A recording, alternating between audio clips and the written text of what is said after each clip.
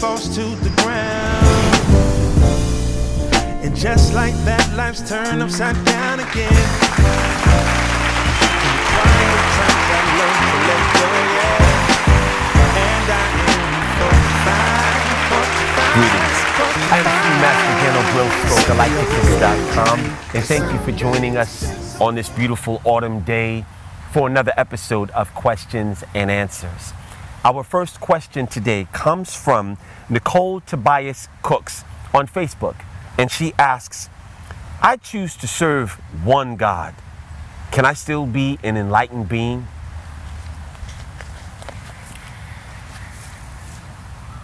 Let's take a really good look at that question. You are making a choice to serve one God. The problem with that is that there are an insurmountable amount of gods in the universe. And God is not the name of the infinite prime source of creation. He doesn't go by that title, God. One God indivisible, there's no such thing. There are billions and billions of gods. If you look at a bucket of sand, how many grains of sand do you think will be in that bucket?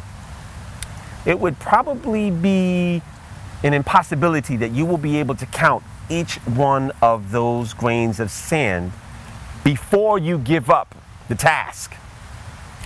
That's how many gods there are in the universe times 1,000.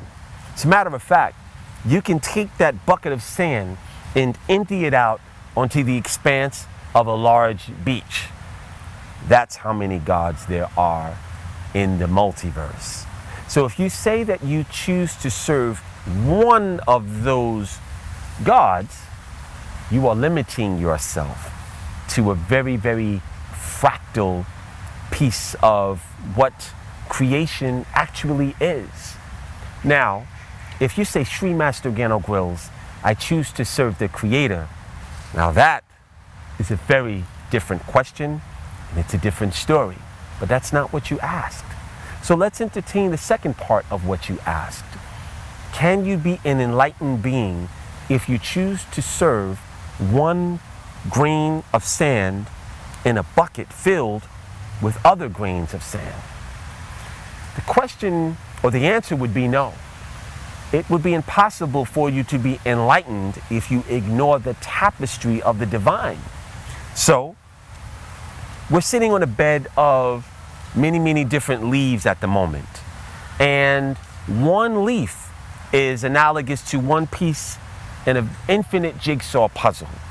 When you put yourself into that limitation, it would be impossible for you to expand and to grow to the point where you yourself could be one of those pieces in the jigsaw puzzle itself. So I hope that answers your question. It's somewhat allegorical and cryptic, but I think you'll get the point. The next question comes from Buzz Lightyear. And Buzz Lightyear asks, should and can words of power from the HyperNTR-EL Magic seminar be tattooed on the body? Absolutely. Tattoos is a very interesting art construct.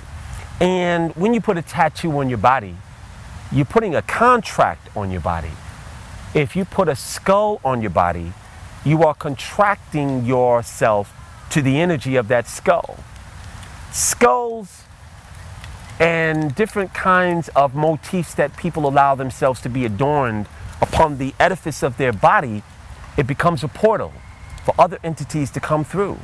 And a lot of people find themselves that when they get tattoos, if they're honest with themselves, they'll want to soon have it removed because they're having different kinds of thoughts. They're having different actions that they have not invited into their lives. This is because the energy of the tattoo has a vibration all its own. It also will assume a life of its own. The energy of the tattoo has the potential to plug into the potential of your life stream. And that's not something you want to avail yourself to. You need all the luck you can get. You need all the blessings you can get. Why give it away to a thought form that you've agreed to place on your body as a portal through your own ignorance? So what I say to you is that if you're going to put something on your body, why not put an Ankh? Put the Eye of Horus, the Eye of Haru. Put one of the Orisha on your body. Put a powerful statement. Put the sign of abundance. Put a peace sign right side up because it means expansion and elevation. So I hope that has answered your question. Our next question comes from Wanda Freeman. And Wanda Freeman asks, what if the ancestors had a bad spirit? I think you were asking, what if one of your ancestors had a bad spirit? Okay, well, you have ancestors that are in the thousands, the hundreds of thousands. And the chances are that you've had a couple of knucklehead ancestors. You might have had some rapists in your lineage. You might have had some bank robbers, some murderers. You might have even had a few mass murderers in your lineage. That's beyond your control.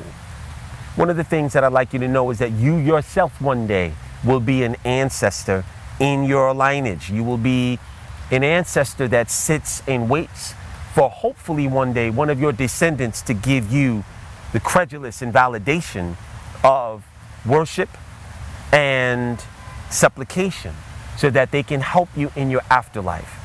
When you give an offering to your ancestors, whether they were negative or not, is not your concern, because who you are in the physical body is not who you will be when you leave the body, especially after you see the videotape, if you will, of everything you've done on earth.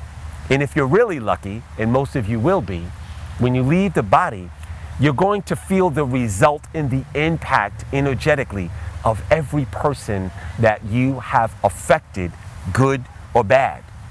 And this is why do unto others as you will have others do unto you. I believe that's also one of the 10 Commandments, or it's in the Bible. They get that from a very real construct in the afterlife. When your deeds are weighed, what that really means is that you're going to come blow to blow, measure for measure. Every thought that someone has thought about you, you will be interfacing with that.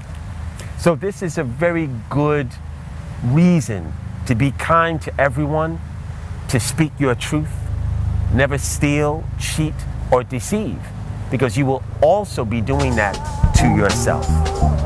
I am Sri Master Gano Grills for Galighticus.com, and I hope this video has served you well, and I'll see you on the next episode. Namaste.